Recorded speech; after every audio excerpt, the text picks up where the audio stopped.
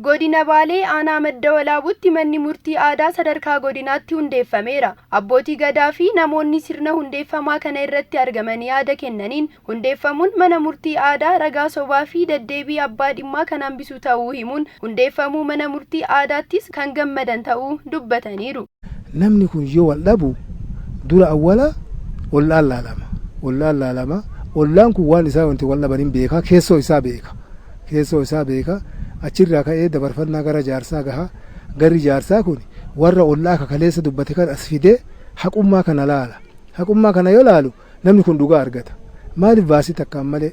Uuman bakka nu deebi'uun fuudha feerumni keenya akkarra deebi'uun murtiin teenya tasa'aa tanamaa talafaa akka fin nu deebi'uun nu amma ganni keenyallee ka deeme ganni kiyya 60 kan nu dhaqqabde wanni irratti gammannu hin jirtu. Aadaa akkasii bareedaa osoo qabnu ammaan booda qabeenya keenya baafne geejjiba garagaraa mallaqa baafne dallaalaa garagaraati mallaqa baafne qabeenya keenyarraa akka hin buqqaane jiruuf jireenya keenyarraa akka hin buqqaane haqa keenyarraa akka hin buqqaane mana murtii aadaa gandarratti ilaallachuu qabna waan taateef ummanni kun kana qabatee karaa guutuu ta'een rakkoo isaa karaa sirna gadaatiin ilaallachuu qabaa, sirna mana murtii aadaatiin ilaallachuu qabaa kan jedhu. Bulchaan aanaa madda walaabuu obbo Sudur Hasan haasa'a taasisaniin manni murtii aadaa rakkoolee hawaasa keessatti mul'achuu danda'an baasii fi ifaajee tokko malee furuuf qooda guddaa kan taphatu ta'us dubbataniiru. Uummanni Oromoo odaa isaa kaga nama deebi'ee odaa murtii jala deebi'ee sirna aadaa sirna murtii tumate jalqaba asii ka'uu qaba jedhee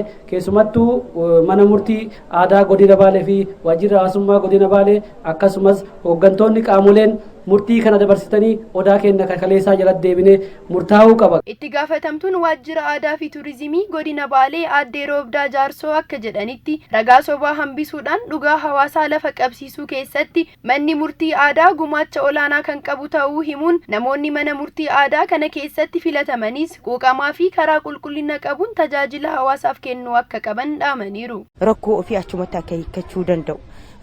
Akkasumas immoo baasiiwwan garagaraatiif uummanni keenya akka saaxilamuu hin qabne akkasumas immoo iddoowwan yeroo misoomaaf qaban irra baay'ee yeroodhaanis wal qabatee qisaasamaa jira waan ta'eef namni gara misoomaatitti rakkoo qabu immoo dhugummaadhaan namni akka walitti fayyuu danda'u maanguddoo ofiitiin dhimmicha kan achumatti laallatee akka hiikkachuu danda'u.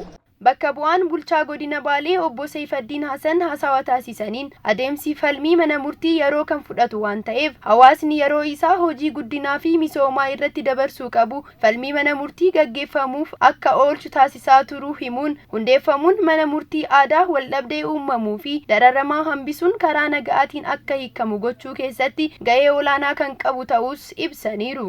Aadaa isaatiin mana murtii aadaa hundeeffatee diinagdee isaatis darana cimsuu akka danda'u akkuma beeynu mana murtii irratti gaafa ooleetiin hin bulu qisaasamni inni achitti qisaasu sa'aatirraa kaasee diinagdee isaa guyyaadhaan waan raawwachuu qabu osoo hin raawwatiin oola.